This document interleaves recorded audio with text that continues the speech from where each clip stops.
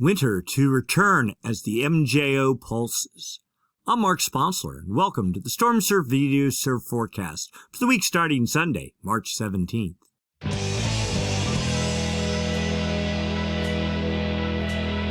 Stormsurf, waves, weather, buoys, altimetry, snow, temperatures, El Nino, weather analysis, essential data for outdoor people, all the time.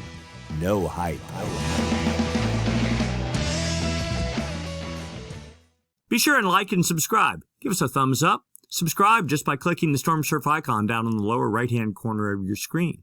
And if you have any questions or comments, write those up. We'd be happy to respond to those. And if you'd like to make a small donation or contribution to the cause, you can. Hit the special thanks button down below, the heart with the $sign in it.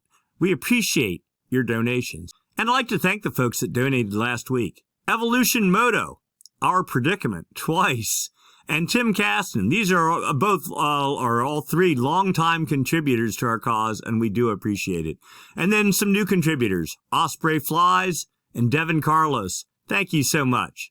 And with that, let's get to work. We start by looking at significant wave heights to the North Pacific Ocean. And yes, we have a gale almost reaching the dateline with 34-foot seas aimed reasonably well at Hawaii and the U.S. West Coast, but a long ways away from California, closer to Hawaii. So swell decay from whatever swell is generated from this system will be less for the Hawaiian Islands and more for California. But before we get into that, let's take a look at current conditions. We'll start up in Northern California. Point Reyes buoy number 029, just north of San Francisco. We're looking at all the energy that's hitting this buoy, all the way up to 33.3 second period, super long period, energetic swell, which there really isn't any, down to 5 second period, just pure wind chop, pretty much unrideable.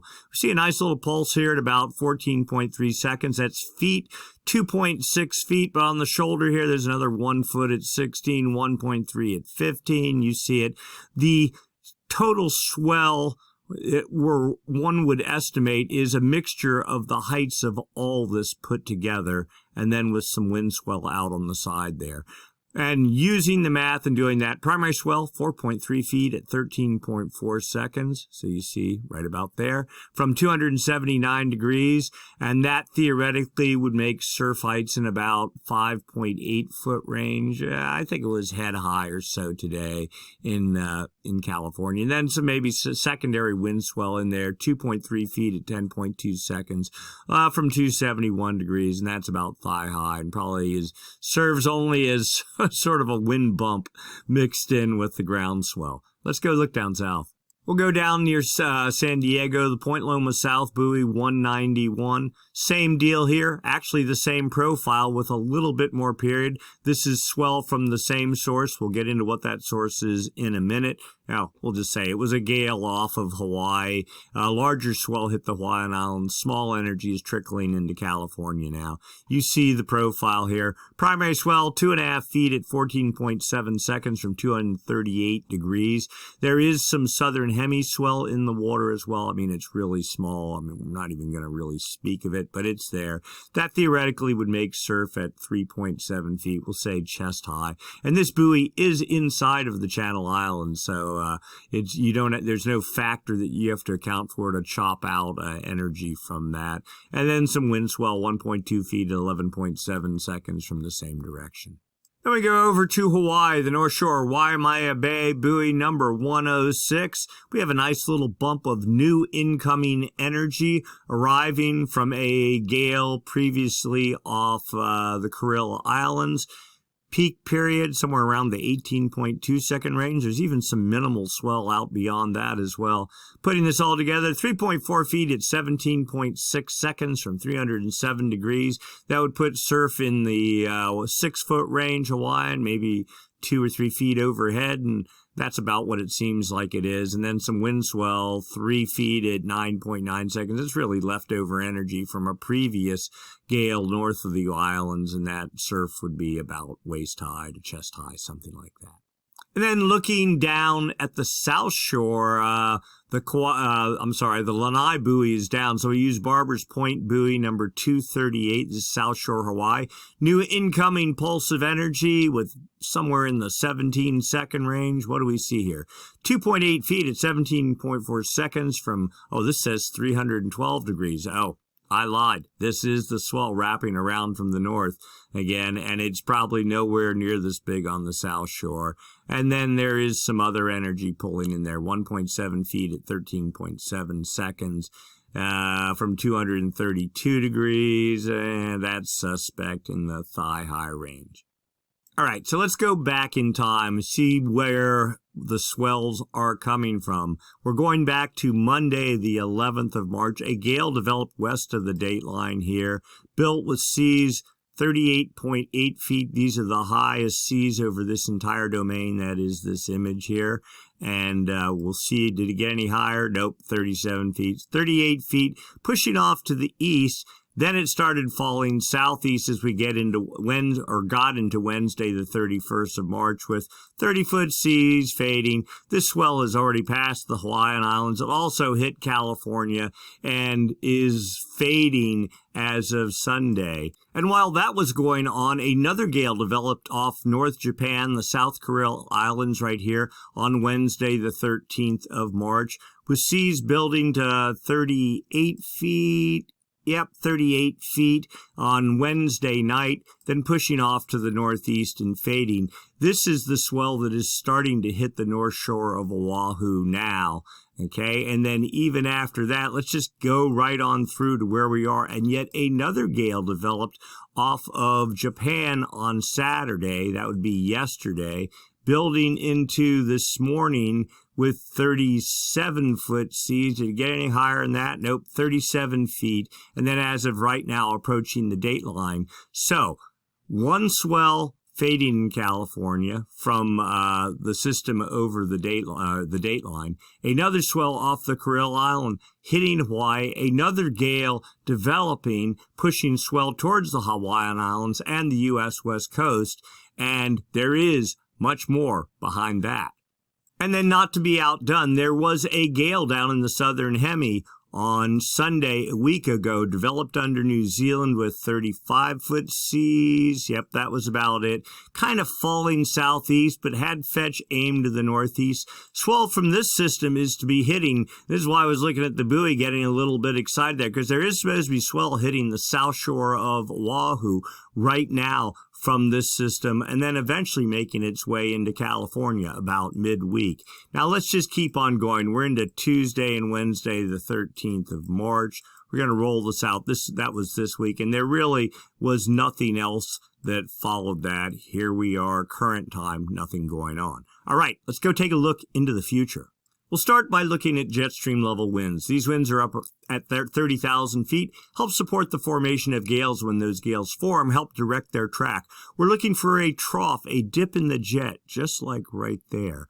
What that helps do is create a counterclockwise flow aloft. That is the hallmark of low pressure. And of course, that also manifests itself down at the surface. And of course, low pressure, if it's deep enough, creates winds. Winds, if they're strong enough, impart energy to the ocean or get traction on the ocean surface and create seas. Seas, as they radiate away from the fetch area, the shorter period elements drop off or decay off, exposing longer period swell. And swell, of course, when it eventually reaches your beach, turns into surf. So here's a jet stream. It flows from west to east across the Pacific.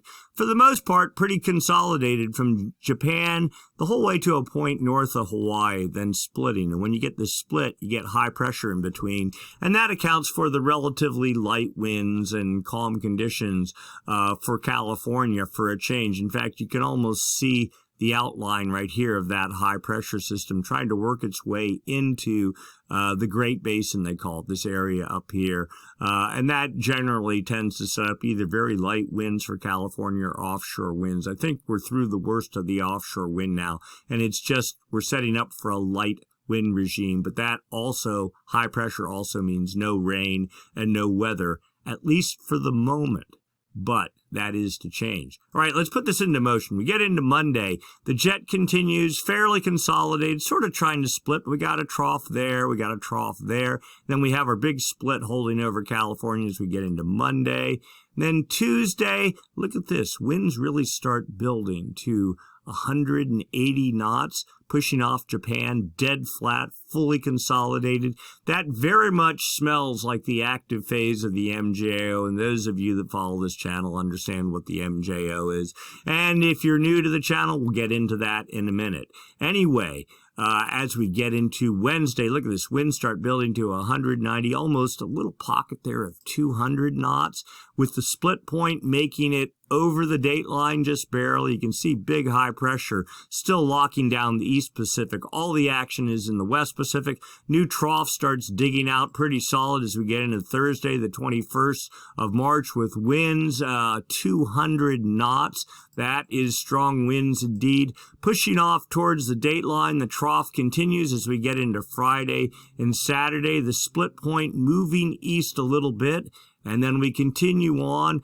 That batch of energy decays, but notice the split pattern starts fading as well. And as we get into Sunday, a week from now, look at the jet starting to dive towards California with another trough digging out on the date line. This very much smells like the active phase of the MJO. It starts in the West Pacific, moves to the east, and you can see when the jet stream first started building at 190 knots, it was over here, and now you see a trough digging out on the date line.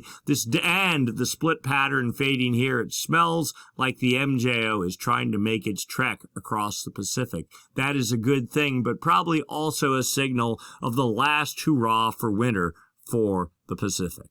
So then let's go take a look down at the surface. Surface level pressure, surface level winds.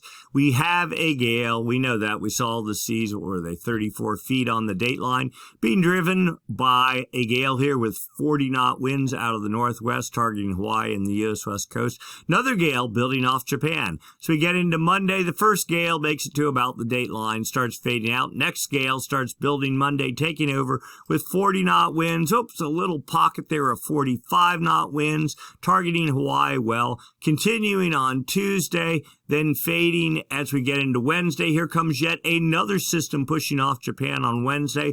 The jet stream we know to be really strong at that point in time, 45 to 50 knot winds. There's a solid fetch of 50 knot winds. That would be more energy transfer to the ocean surface, a longer period swell theoretically resulting. The gale continuing to push off to the east as we get into Thursday and Friday the 22nd of March, making it to the date line, then kind of falling apart. Notice low pressure off of California here. Not very strong as we get into the weekend, but some low pressure. And then here we go, another gale. Now the pattern has been everything off Japan. There's like 4 of them in a row, but now we get one theoretically building on the date line with 45-knot winds, lifting northeast. There's 50-knot winds. This is an upgrade from even this morning. And 55-knot winds, that certainly looks like a swell producer indeed. So, theoretically, an improving pattern for storm production and surf production for the Pacific a week from now.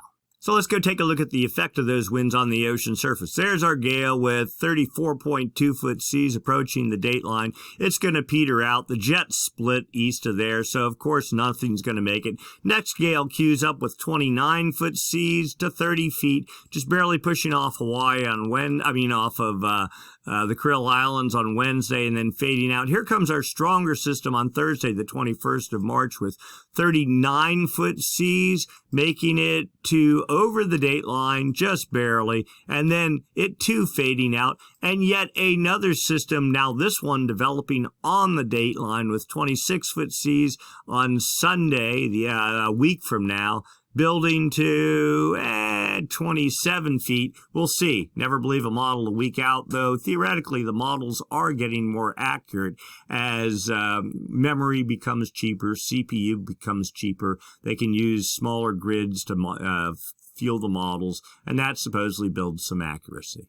And then, of course, looking down south, well, we had one gale that's pushing swell into Hawaii, eventually going to reach the U.S. West Coast midweek. But southern hemiswell it is. Looking out now, we're into Wednesday, Thursday this week. You really need 28-foot seas minimum, probably 30 and preferably 40-foot seas aimed off to the northeast. But we're just not seeing any of it. Yeah, something tries to organize under New Zealand a week from now on Sunday, but just doesn't get there. And that's the end of that. All right, let's take a look at local wind forecasts for California right here. There would be Southern California, Point Conception, San Francisco Bay Area up to Cape Mendocino here. Hawaii right here. A light high pressure system here making, I don't know, 5 or 10 knot winds pushing down the north and central California coast. And trades trying to set up, we'll call them northeast to east-northeast trades. 10 knots for the Hawaiian Islands. So we get into Monday, maybe a 10-knot flow along the California coast. Trade still at 10 knots for the Hawaiian Islands. Tuesday, low pressure starts building off of California. Still a relatively light northwest wind regime for California. Hawaii trades at 10 knots or 15 knots. Wednesday, look at this low pressure trying to put a hole in the high pressure there, but not quite making it. North winds, 10 knots for California. Trades for 10 to 15 knots for the Hawaiian Islands. Thursday, same thing. Light northwest wind regime for California. Trades for the Hawaiian Islands. Friday, building low pressure fueled by a jet stream that's starting to dive or approach the California coast. South winds for Cape Mendocino at 10 knots, but the rest of California, northwest winds. Also note this high pressure behind this east-northeast winds, building 15 knots, maybe a little more for the Hawaiian Islands. So we get into Saturday, low pressure pushing into the California coast, some flavor of probably southwest winds from at least Monterey Bay northward. High pressure behind that, reinforcing trades at 20 knots for the Hawaiian Islands. Then we get into Sunday, northwest winds, the leading edge of high pressure pushing into California. Trades, pretty strong, 20 knots for the Hawaiian Islands, northwest winds, 15 knots for most of California. And look at this, also working their way down into Southern California. Let's go take a look at potential for precipitation. Blues are the areas for precipitation: California, North California, San Francisco, Central California, Southern California. On Sunday, really no precipitation. High pressure in control. We don't expect anything till we get towards the weekend. And here we go. Come Friday night, rain forecast for all of Northern California down to maybe Santa Cruz, building to Big Sur as we get later into Friday night. Saturday morning down to maybe Morro Bay. Pretty light. Notice snow in the Sierra, the whites there. And then Saturday, more snow for the Sierra, light rains. I mean, this is probably more scattered showers for the coast. Then we get into Sunday, continued light to modest snow and rain for, we'll say, Big Sur northward, and there we are. Probably more coming. I looked at the long-range models, and there is definitely suggestions of a whole slew of precipitation moving into California. So the window for surf and snow looks like it's getting ready to open yet again, possibly fueled by the MJO. Snow accumulation for Palisades, Tahoe, formerly Squaw Valley, in the 3-foot range, if you believe that. For Sugar Bowl, 38 inches, and then maybe pushing towards 4 feet. This is the 10-day run of the GFS. Kirkwood in the 2-foot range. And Mammoth Mountain an inch or two. Again, if you looked at the charts, these are all storms that are falling from north to south. Tahoe probably wrings out the bulk of the energy. There's not a whole lot left as you get down to the southern end of the Central Sierra. And then looking at the snow levels, and this is again for Palisades, Tahoe. This is the base at 6,200 feet, basically lake level for Lake Tahoe. The summit up at about 9,000 feet, the top of Palisades or Granite Chief Peak. The reds, if there's precipitation, this is above freezing temperatures. The gray would be sleet, like anywhere from 36 degrees to about 32 degrees. 32 degrees starts right at where the gray turns to white. Okay, this is freezing. Then when you get to the 28-degree line right here, you get more snow for every inch of rain versus that 32 to 28 degree range. So this is, if you can get blue down to the surface here, that's a better thing. And so you see here the freeze level at 10,000 feet today, pretty much holding in some fashion out till about the 19th, so that's 2 days from now. Then the snow levels, or the freeze level, starts to come down just barely under the summit of Squaw at, we'll say 8,700 feet or something like that. But then when you get to the 22nd of March, you see the 32 degree line falling down. By the morning of the 23rd, it's down to lake level and falling down to 4,000 feet or so. And definitely, even in the heat of the day, not any higher than 5,000 feet. And this yellow line here sort of shows areas where precip is possible, and the freeze level looking much more conducive to snow production than the pattern we're in right now. So what is this? 1, 2, 3, maybe 4 or 5 days of the warm California pattern. And then after that, it's a return back to winter. All that said, let's zoom back and go back to surf. We're going to just do a quick look. What's the surf forecast for Ocean Beach, Northern California? 6-foot waves today, fade into the 4-foot range. Then you see waves in about the 4 foot, maybe back to 6 feet as we get into Saturday and Sunday. Wind projections, light northwest, and even as the fronts start approaching, it's still west at 10 to 12 knots. It's not great, but not horrible. It's not a wind machine. Swell heights, 3 feet at 13 seconds, fading to then a new pulse. Okay, this is this long period energy, the swell that's currently starting to hit Hawaii, making it into California on Tuesday. 2.5 to 3 feet at 14 to 15 seconds. And then another pulse on Friday, again from yet another gale off Japan. Now, given that long distance, it's like 4,500 nautical miles across the Pacific. You can expect very long waits between sets and a lot of inconsistency, but the water temperatures aren't too bad, so it's not like you're going to be freezing to death. Swell heights in the 2.5 to 3 foot range at 14 to 15 seconds again. Then some wind swell in the mix.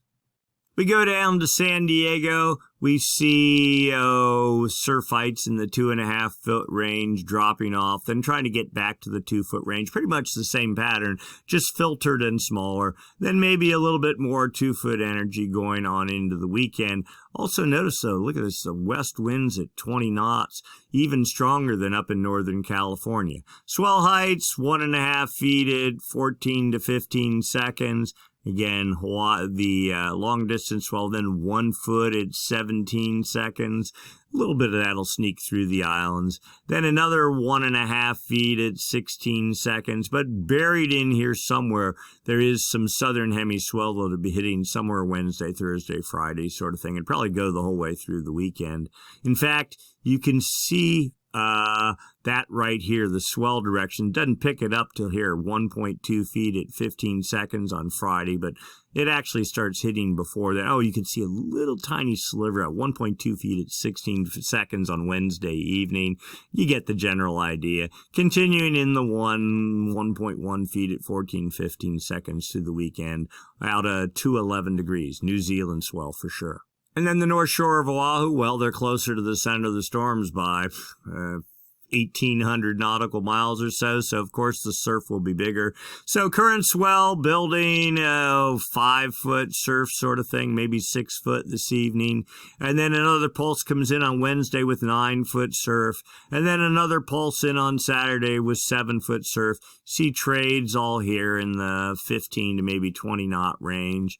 Swell sizes, current swell, 5 feet, 11 seconds. No, here's Sunday. Here we go. 3.5 feet at 15 seconds. That's what's building now into Monday, starting to drop off. Next one comes in at about 5.9 feet at 15 seconds on Wednesday. And then another one on Saturday at 4.6 feet at 15 to 16 seconds, all from the northwest. All good for the North Shore of Oahu.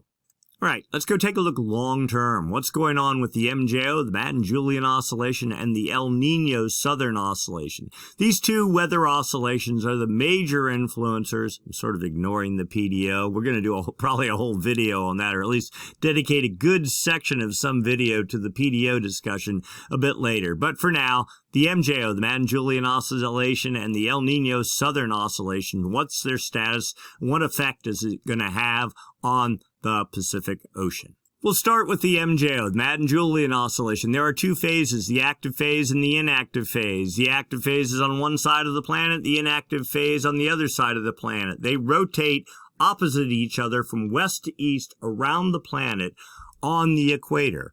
It is when the active phase of the MJO moves into the Pacific that it does good things. The active phase is like a low-pressure system. Consider that the good phase of the MJO. The inactive phase, a high-pressure system, the bad phase of the MJO.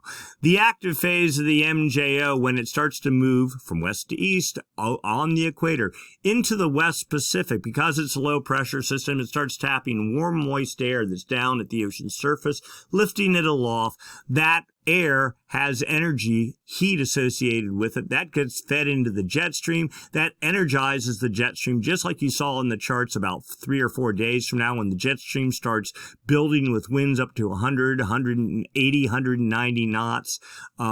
That's probably being driven by the active phase of the MJO. And then eventually, over about a 4-week period, the MJO will traverse the Pacific from the West Pacific to the East Pacific. Now, the MJO also, north and south of it, promotes the creation of storms and moisture. So when the active phase of the MJO starts pushing south of California, that's when one would expect to see the peak of precip and storms and snow and probably inclement weather for the California coast. Right now, it's just starting to get set up in the West Pacific, and by a week from now, it still will be only maybe, I'm just looking at what we've seen, looking at the wave patterns. We're going to try to confirm that here, but I'm guessing it'll only be like to the date line. So we'll probably have 2 more weeks of activity even past that, suggesting more rain for California and more snow, which is a good thing. All right. So, we're going to look for signs of the active phase of the MJO. We're starting by looking at the TAO buoy array, a series of buoys strung across the equator, used for monitoring El Nino, but they have wind sensors on them. And with those wind sensors, we can determine if the active phase of the MJO is in play. The active phase typically dampens trade winds, or if not, reverses them. That's probably not going to happen now, but we're going to look anyway. So first off, we just look at actual wind speeds. These are 5-day average winds coming off the buoys. We see winds out of the east, moderate. The longer the arrows, the stronger. So pretty strong east winds over the central Pacific, strong east winds over the Kelvin wave generation area, the all-important area where when the active phase is in this area, it can generate Kelvin waves, which isn't going to happen, which helps feed the development of El Nino, which isn't going to happen because there's too much pushing against it right now.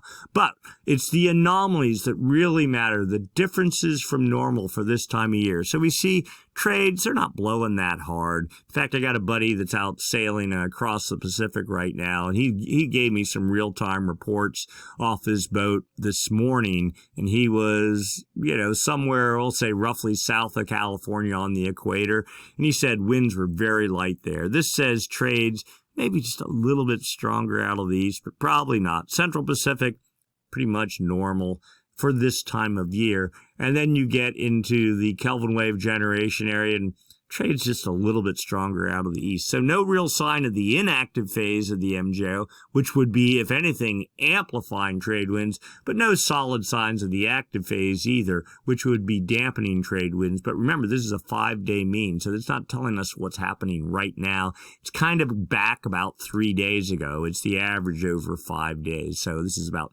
2.5 days old picture of what's happening. So kind of a neutral pattern, at least according to this, for the moment. Let's keep digging. So let's go look at the forecast going out 2 weeks. What we just saw was kind of what's happening more or less right now. What's the plan? All right, and what has been happening for the past couple of weeks? So this is zonal winds, the east-west component of the wind. We don't care about the north. Is it blowing harder out of the east or harder out of the west than normal for this time of year? Now, this chart It's GFS data. It's from the whole planet. So we got to whittle this down and go, okay, where's the Pacific start? Far West Pacific over there by, the Philippines, even more so New Guinea, 125 east. So right here. And you can almost see a crease in the image there. That's where the Pacific starts. And the Kelvin wave generation area, where the MJO has its most influence on the jet stream, ends at about 170 west. The date line's at 180. But if you really care,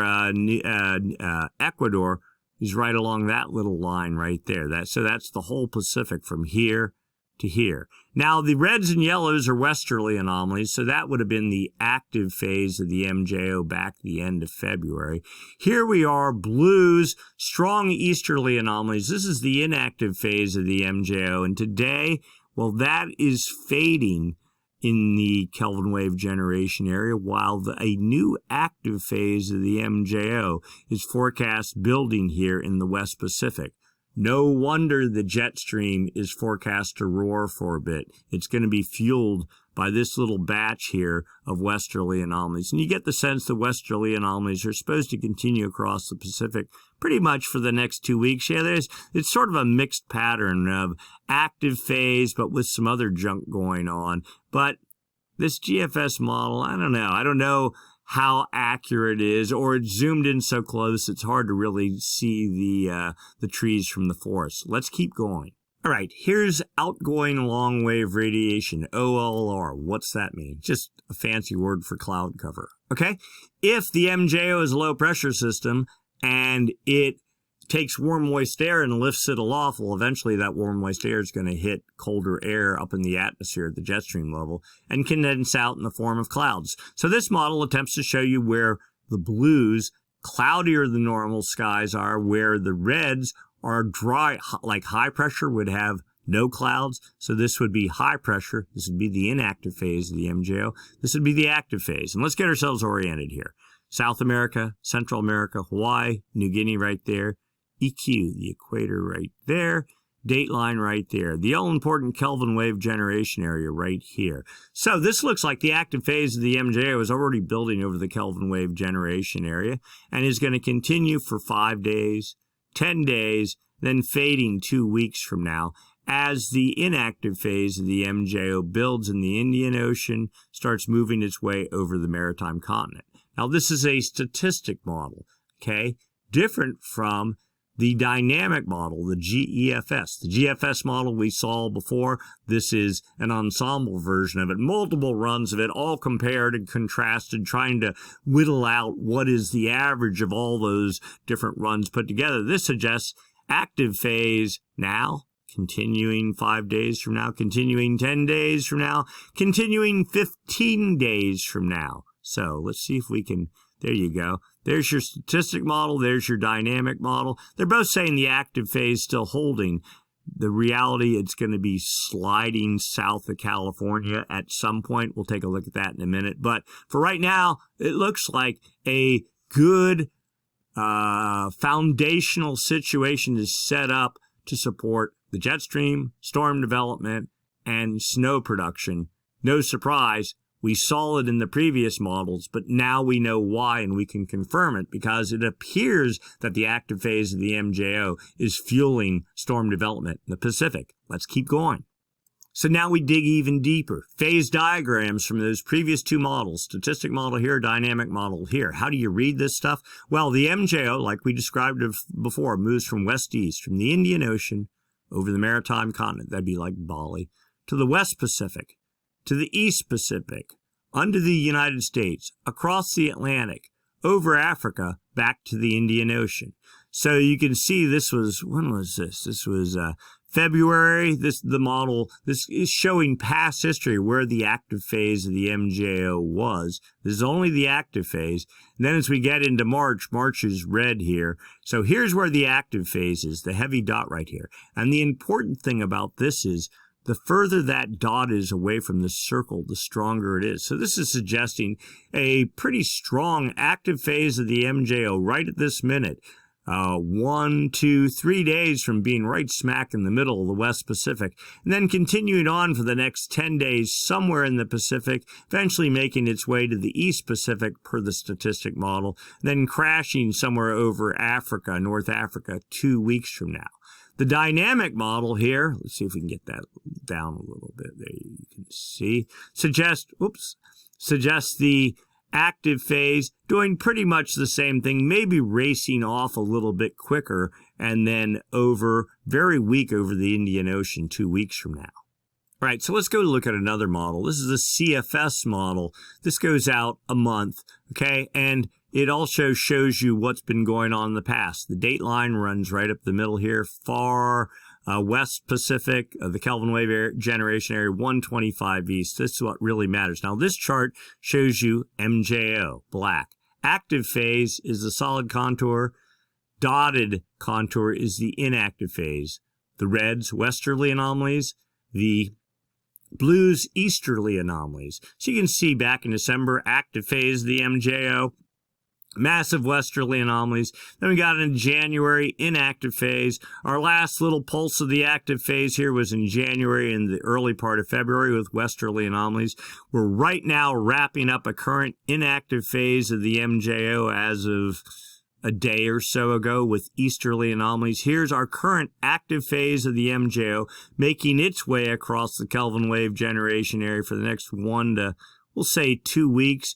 And pushing south of California here on, so when would that be? About the end of March. So this would probably be the last big shot, the end of March maybe the first couple of days of February for precipitation into California. Then after that, you can see the blues setting up. There's a couple little dotted contours, but nothing suggesting a coherent inactive phase of the MJO, but you can see the easterly anomalies building. That would probably steal energy from the jet stream and the storm track would fall apart. So really we have 2 weeks here for some reasonable activity to happen in the Pacific before things fall apart. So a reasonably fast-moving active MJO traversing the Pacific. Earlier I said it takes like 4 weeks. Well, this guy seems to be racing off to the east. Let's dig a little bit more. Now, normally I'd show you this model. This is the CFS model going out 3 months, but there's something weird going on with this one. Here's the 17th of March. It says we're in the inactive phase, and it's supposed to hold until April, and it basically hasn't changed for a week now. So I probably need to write the guy that manages this site and say something's stalled or messed up. So I'm just blowing this off. This data is not believable. So now we start the second part of the discussion, the ENSO forecast, the El Nino Southern Oscillation Index. Now, everyone knows we've been in El Nino, and I think everyone has a pretty good handle on the fact that El Nino is fading. It's still present in the atmosphere, but it's starting to fall apart in the ocean. So we're going to look at that. We're going to start first by looking at subsurface, what's going on subsurface in the ocean. Then we'll go look on the surface. And then ultimately, it is the interaction of the atmosphere with the surface of the ocean that feeds the jet stream and helps produce storms and all that sort of thing. But let's go one step at a time. Subsurface ocean temperatures. All right. Again, data from the TAO buoy array, those series of buoys strung across the equator used for monitoring El Nino. These little X's here, they are sensors. You can see some here on the anchor lines of the actual buoys. The sensors collect subsurface temperature data. We're looking for warm versus cold water that helps tell us what's going on. And then a model fills in the gaps. So there was these are temperatures in centigrade. There was 30-degree centigrade temperatures right here last week going to about 165 to almost 170 east. They're all gone. I think they've moved off east of, see there's a dead zone here. West of the available data on this chart. The 29-degree isotherm is backtracking. It was at 174, 175 last week, moving to 177 now. The 28-degree isotherm, it had some energy the whole way over to 120 west. That's south of California. Now it's all pushed here. What's going on? Trades are blowing. They're trying to pick up, and they're taking all the warm water. During El Nino, warm water that's normally in the West Pacific gets pushed to the east by multiple active phases of the MJO, creating westerly anomalies, creating Kelvin waves, balls of warm water that traverse the Pacific. They take, 3 months to make its way across the Pacific, eventually erupt off of Ecuador, create a warm water slick here, and the balance of the warm water that's normally in the West Pacific shows up over here, and that's what creates El Nino. You get warm water, a lot of evaporation off of Ecuador, and then that changes the jet stream flow. The jet stream, now, it takes months for it to change, so just because the bolus of warm water is not over here doesn't mean the jet stream instantly is going to change. It took us months to get into an El Nino configuration. It's going to take, it took a year. It's going to take a year for us to get out of El Nino now. But clearly, subsurface-wise, and here's the 24-degree isotherm, very shallow now at about 20 meters deep off of Ecuador. This is looking more like a La Nina sort of pattern, but it's not the actual temperatures, it is the anomaly, the difference from normal for this time of year. And you can see right here, cold water from the West Pacific to the East Pacific, making it the whole way up to Ecuador, just this thin little shallow area. There was 2-degree anomalies right in here. They're even gone now, and there's actually some hard sensors here trying to measure that. They're gone. We're down to 1 degree above normal, and you see even that is skinny, skinny, skinny. Then it starts building out here. Again, that's the trades taking the warm water, starting to push it all off into the West Pacific. As 3-degree below normal temperatures centigrade, that's like 5.5 degrees Fahrenheit, start building cold water Kelvin wave, basically pushing off to the east, the beginnings, the underpinnings of La Nina trying to get established. Here's data from not only what we just looked at, the buoys, but also satellite data, basically painting the same picture. Cold water flowing off of New Guinea here, following the thermocline the whole way across the Pacific, following the thermocline up right off of Ecuador. Cold water, this says the whole way to the surface from 80 west, that's right off of Ecuador, to 120 west, that's south of California. We'll go look at that when we go look at the surface data. Then the last of El Nino's warm water, here it is, sliding off to the west. Here's the satellite data we talked about that supports that previous image. Chile, Peru, Ecuador right there, Central America, there's the equator, there's the date line, Hawaii up here, New Guinea down here. So what is this? This is not temperature data. This is the height of the ocean surface. Take a satellite, just beam it down, bounce echoes off the ocean surface, account for the tides, account for waves, account for wind waves, and is the sphere of the ocean higher or lower than normal? Why does that matter? Well, cold water at depth contracts. When it contracts, the water above it collapses. It'll create a little divot on the ocean surface. We're talking a couple of centimeters, but the satellite's sensitive enough to pick that up. Likewise, if you have warm water at depth, well, warm water expands, it'll displace the water above it up, and you'll get a bump on the ocean surface. During El Nino, we had a massive bump that covered this whole equatorial region in the East Pacific here as Kelvin wave after Kelvin wave of balls of warm water propagated across the Pacific, slammed into the Galapagos and Ecuador. They're all now drifting subsurface. We saw the subsurface profile. They're all drifting off to the west. Here we go. -5, -10 centimeter anomalies from Ecuador the whole way out to 140 west, and even colder subsurface or cold subsurface water in the West Pacific. No hope for a Kelvin wave. The transition to La Nina is definitely beginning. Upper ocean heat anomalies. All right, so this sort of tells the picture. The reds and orange, warmer than normal water. The blues, colder than normal water. This is the West Pacific here, East Pacific here. Here is our Kelvin waves, multiple. I'm not even going to count them, but there's one there, another there, another there, a clear one there back in May, going the whole way across the Pacific. Another one here in August, another one. 2 in November. There was actually a third one here in late December. And then you see, well, all the warm pool, which was over here in the West Pacific, finally got tapped out in the fall. And there was no more warm water to create any more Kelvin waves, and then here is the influx of cold water behind it. The transition complete, and we're in recharge mode now. We're waiting for warm water to start building over here subsurface. Might be a little bit till that happens. And that is well represented in this image. Upper ocean heat anomalies for the East Pacific, roughly 100 west to the dateline. Piles of warm water built. This is subsurface, upper 300 meters of the ocean surface. Warm water the whole way from April, May into December. And then the warm water volume started fading, started moving off to the east as all the warm pool was tapped in the West Pacific. And now here comes our upwelling, our colder water building, beginnings of La Nina. All right, so things don't look very good subsurface. It clearly looks like the beginnings of La Nina. But what's going on at the ocean surface? This is sea surface temperature anomalies. The reds and oranges, warmer than normal temperatures. And let's get ourselves oriented. Chile, Peru, Ecuador, Central America, Hawaii. The equator roughly right here. Oh, there's the Galapagos right in there. All right. Oranges and reds suggest warmer than normal temperatures. So still, the remnants of El Nino clearly are all over the equatorial Pacific. That's promoting evaporation. The atmosphere still thinks that some flavor of El Nino is in play because there's warmer than normal water and more evaporation happening in the East Pacific.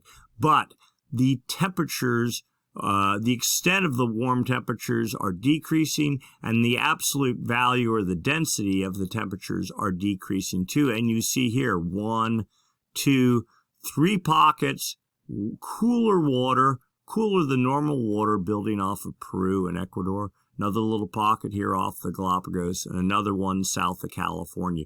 This is the beginnings of that cool water subsurface starting to reach up to the surface, and then eventually starting to put a dent in El Nino. All that said, even with this here, there's still piles of warm water in play, probably another month or two of warm water before it'll start having any impact on the atmosphere. And then the atmosphere, even after that, has a year of momentum behind it. It's not just going to turn on a dime.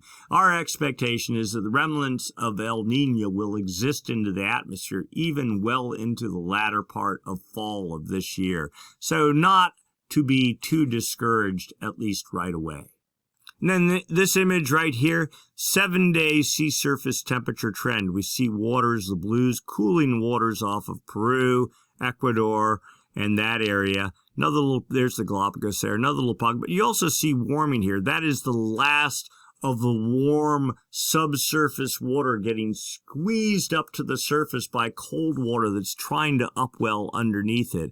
So at some point you're going to see all these reds, not immediately, but in the next couple of weeks, they'll start fading. Maybe they'll start developing more out here, and you'll see a larger extent of blues in this area. Then finally, here's the overview. Again, here's our El Nino signal, warmer than normal water off of Peru and Ecuador and Central America. But there's our couple of little pockets trying to show up of cooler water. Also, case in point, we don't talk about the Atlantic very much, but look at how warm the temperatures are here. I mean, if we're transitioning to La Nina, what La Nina typically does is reduce shear over the Atlantic. If you have all this warm water, that only promotes evaporation. As we get into the hurricane season, well, tropical waves pushing off of Africa over the Cape Verde Islands, they hit this warmer than normal water, and there's no shear. They create thunderstorms, and the thunderstorms just start supercharging and building into hurricanes and then make their way across the Atlantic Ocean. We don't know where they're going to go. We don't know if this is going to happen. I mean, it's March, and you really don't get into hurricane season. Yeah, officially it starts, I think, the beginning of June or maybe the last day of May. But it's really once you get into July, that sort of time frame. Now, this all looks good, but there's another machine that plays a part in that, and that's the development of tropical waves, low pressure pushing from east to west over Africa. And if that train isn't if that machine isn't well oiled and you don't get a steady flow of tropical waves pushing off here, they can't take advantage of the cooking warm waters here. So we're not going to freak out yet, but it is kind of interesting how warm things are here. And then, of course, you can see warmer than normal temperatures. And they update. The question we get to ask a lot here is, well, where is the baseline? Where does that come from? And they use 30 years worth of temperatures, average it out for this. So for every day of the year, they have 30 years worth of data for this day in the year. They say this is what's normal. Then that updates every day. And then every 5 years, they update that 30 years worth of data. So the base period keeps getting more and more recent because in general, the planet is warming. So what used to be neutral is effectively now El Nino, and we don't know where we're going to be. So, but anyway, this is the most current data. You get the idea. Sea surface temperature trend for the Nino 1.2 region is the area right there by the Galapagos in Ecuador.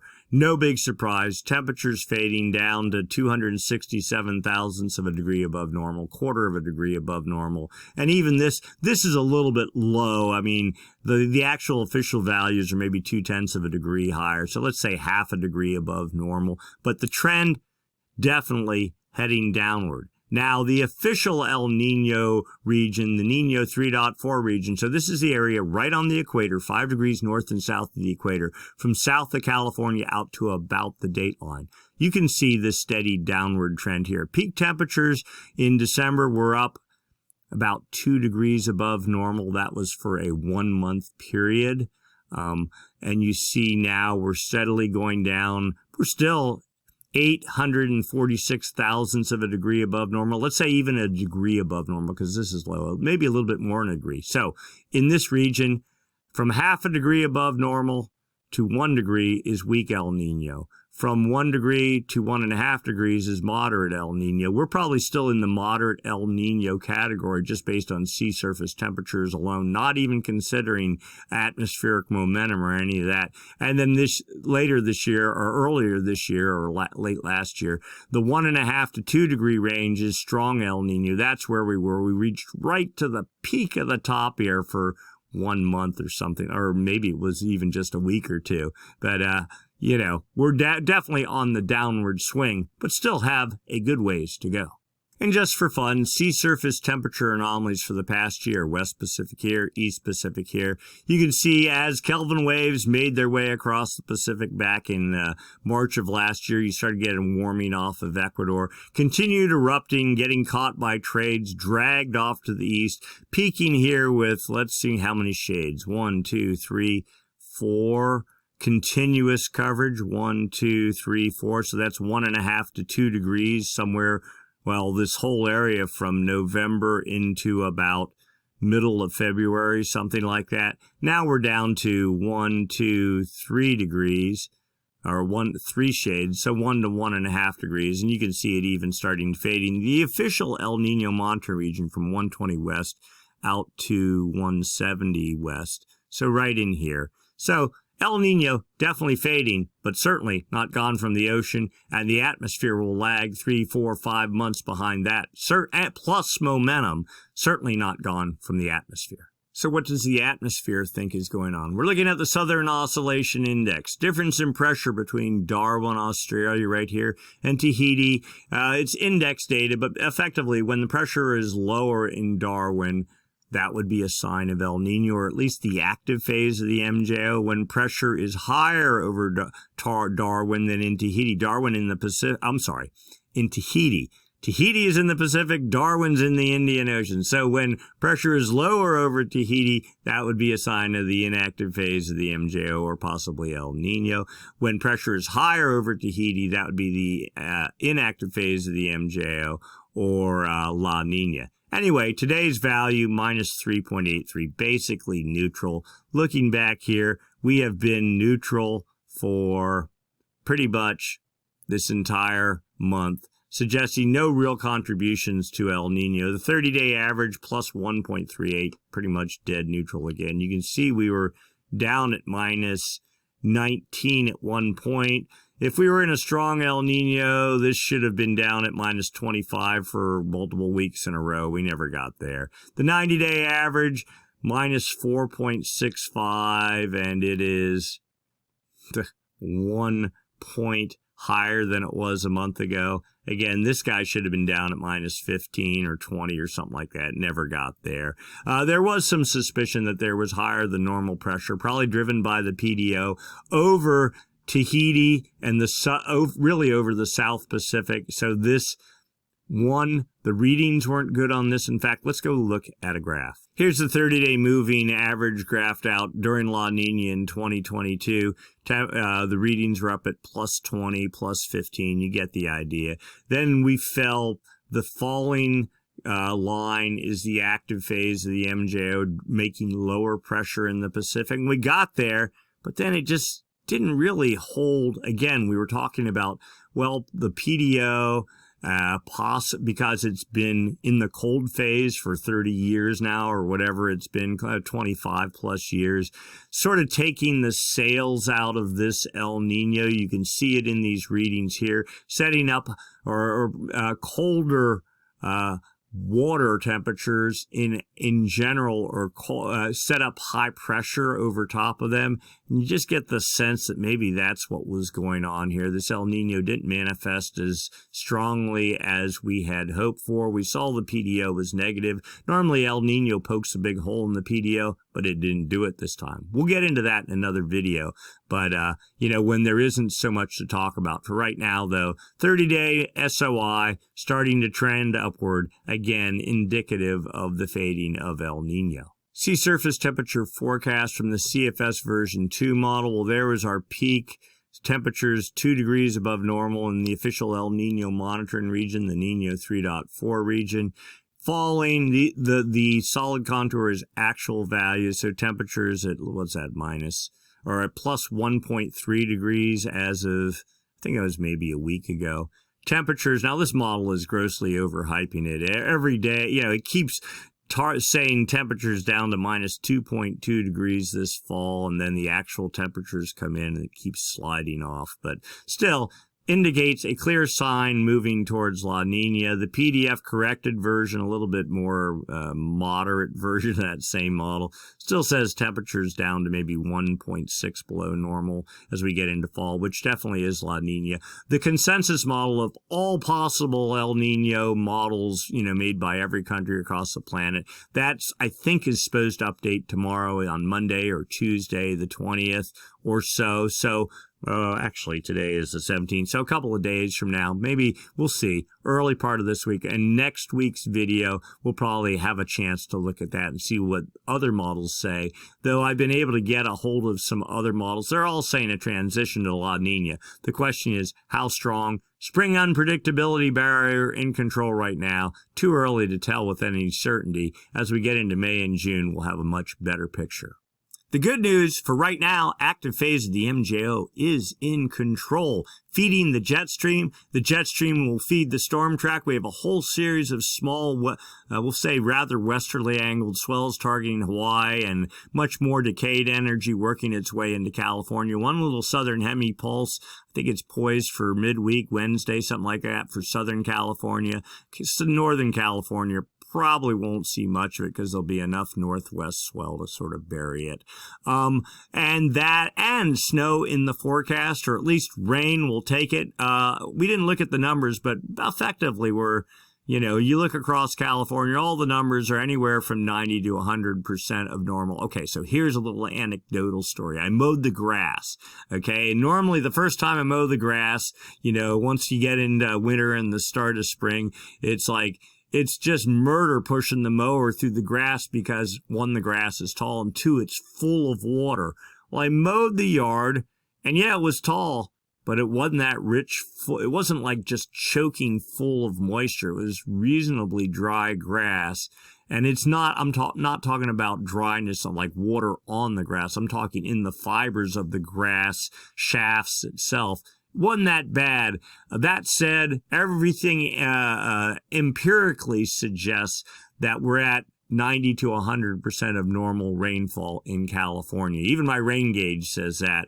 So we'll see. More rain on the way. If we get, I think, another 2 inches in the San Francisco Bay Area, will be at, at least at my house, what is considered dead normal for the year. Other rain gauges might tell a different story, but in general, we're good. I also read something this morning, like Lake Oroville is 125% of normal of its capacity. So that's a good thing. I think all the reservoirs in California are doing pretty well. We need a little bit more snowpack, just as an insurance. We're at 100, right at 100% of where we should be for right now. But the snow forecast season, or the snow season, doesn't end till April 1st. So if we get the snow that is forecast, we should probably solidly reach 100% of normal. That's good news. So swell on the way, rain on the way, snow on the way. This is all good thing. And then, of course, the transition to La Nina, not so great. That said,